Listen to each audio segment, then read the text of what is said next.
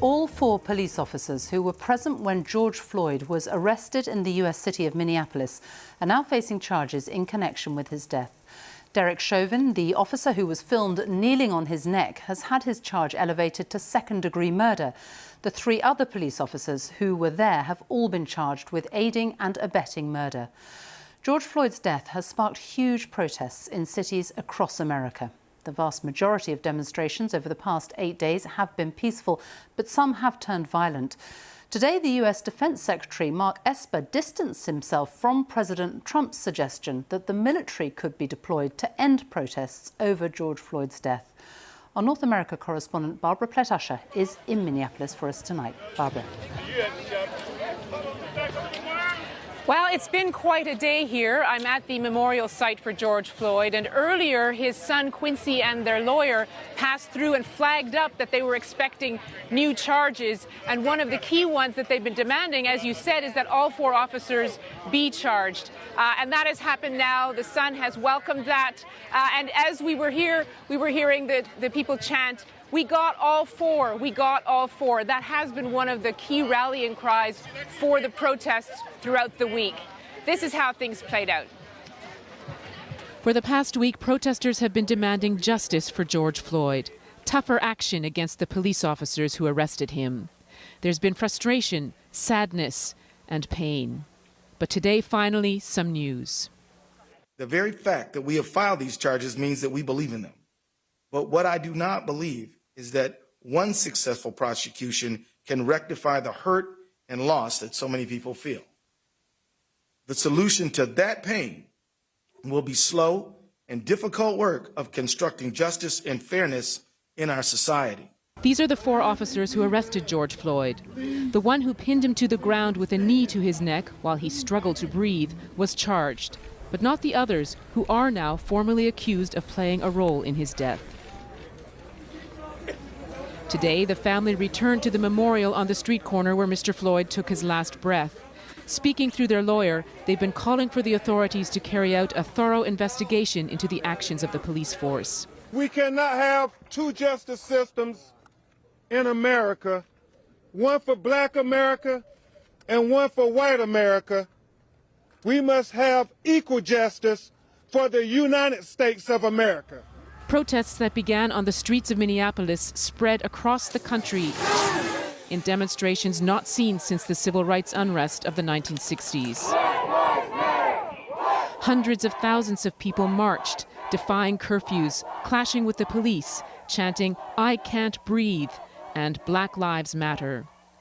The turmoil provoked a threat from the president to deploy the military, a scenario that so alarmed the defense secretary today he publicly opposed it. The option to use active duty forces in a law enforcement role should only be used as a matter of last resort and only in the most urgent and dire of situations.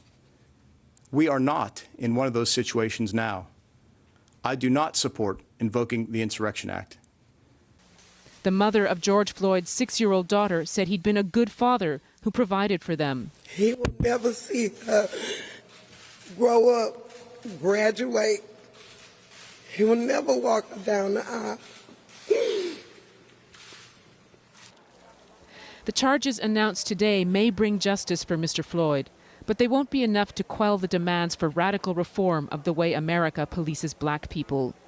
This feels different from previous protests against police brutality. It has galvanized more people across more divides than ever before, a movement against racial injustice that will not be easily silenced.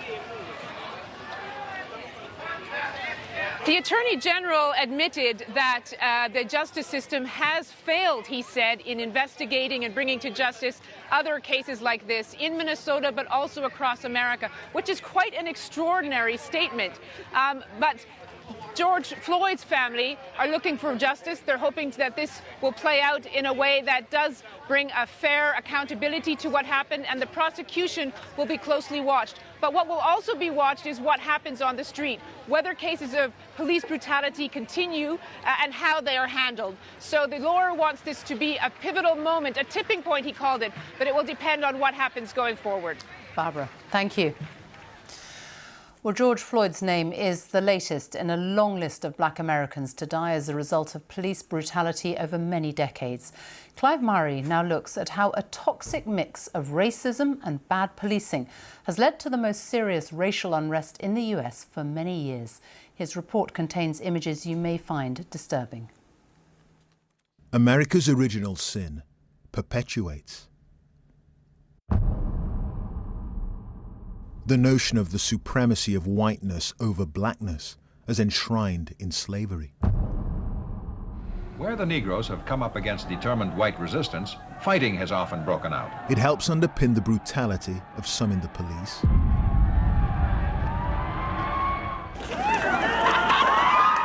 It helps underpin the poverty of the inner city. And it fundamentally underpins the racial inequality of a land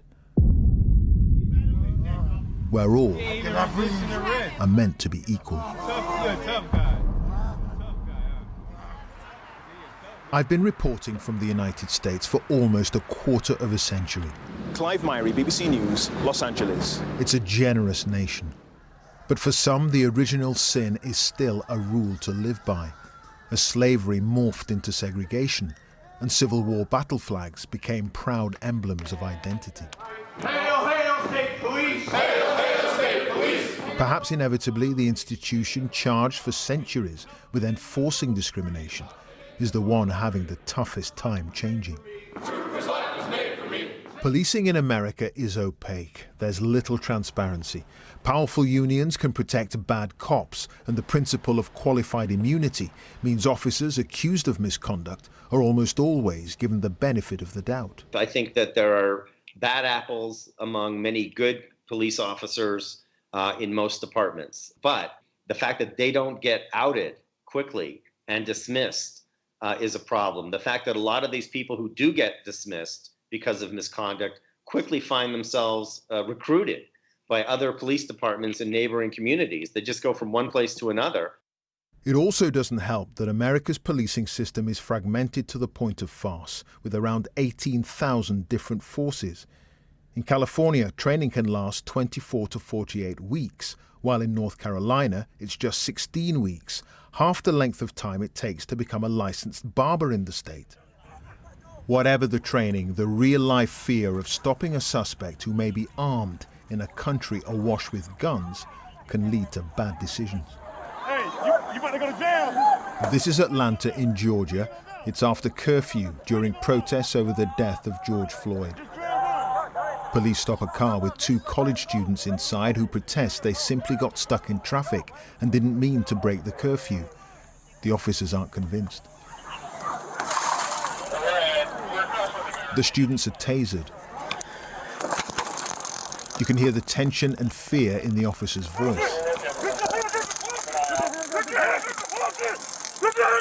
But the students are unarmed. 6 officers now face misconduct charges. Rogue cops, inadequate training and weak oversight are a toxic mix. Then add racism, a scourge in America that sleeps lightly when it sleeps at all. To wake, all it needs is the slightest provocation, as happened on a Minneapolis street one day in May. Clive Myrie, BBC News.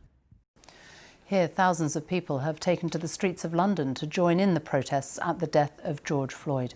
The event was organised by the Black Lives Matter groups and began in Hyde Park. Chichi Izundu was there.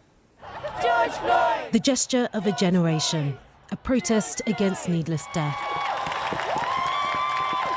Thousands gathered at London's Hyde Park to march against racism in solidarity with the protests in the United States. Just because of the way you're born. This is Louise, her mum Margaret and her son Jago. Louise says she dreads the day she'll have to sit her son down and explain why he may face discrimination. The truth of the matter is I will have to have that difficult conversation, and I will have to say that there are certain things that you should do and certain things you should say, and be mindful of who you are, your race, and how people might see you and judge you and treat you.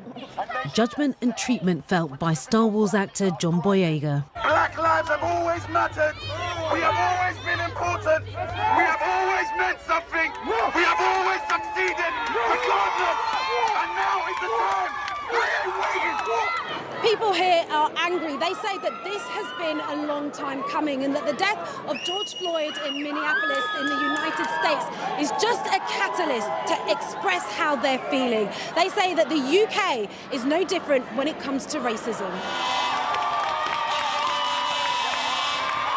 It was a largely peaceful protest, but towards the end, this was at Downing Street.